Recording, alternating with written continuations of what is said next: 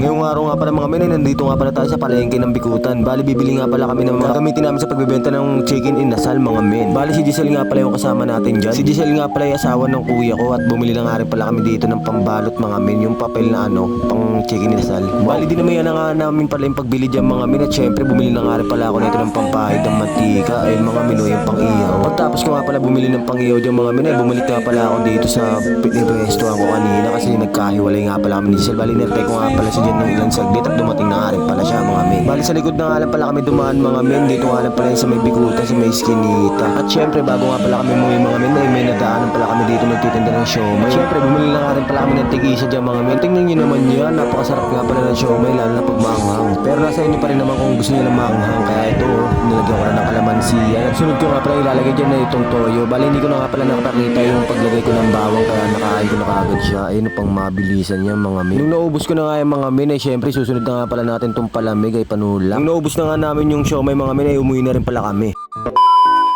Pag-uwi nga pala namin dyan mga men ay dumiretso nga rin pala kagad ako dito kala Auntie Cecil at naabutan ko nga pala si Giselle. Bali naabutan ko nga pala siya dyan nagre-repack mga men ng toyo. Ayun pag bumili ka nga pala ng isang chicken inasal ay may libre nga pala ng toyo, kalamansi, tapos silim pula. Yan mga men, napakasarap nun. At syempre ito nga pala yung mga manok na binili nila, napakalaki. At meron nga rin pala rito yung nakamarinate na. Bali tutusukin na nga lang pala ng stick yan, tignan nyo mga men. At syempre papakita ko nga rin pala mga men kung gaano kalapad yung tinitinda nila. Siguro. Ba, laki. Sinlaki ng Tupperware.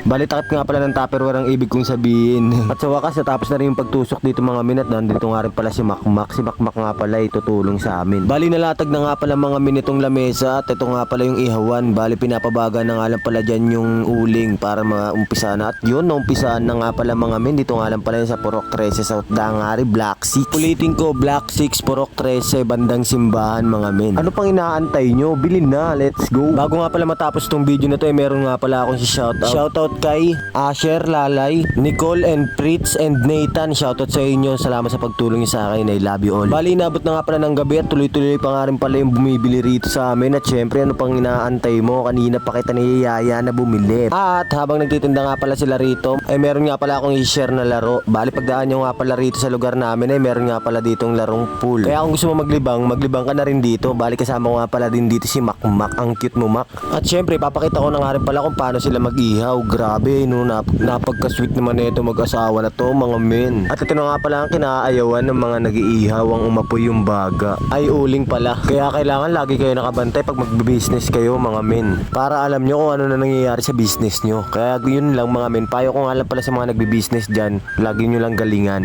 Laban lang sa hamon ng buhay, huwag sumuko. Wala sa kabukabularyo natin yun. Kaya laban lang, ingat kayo palagi, love you all.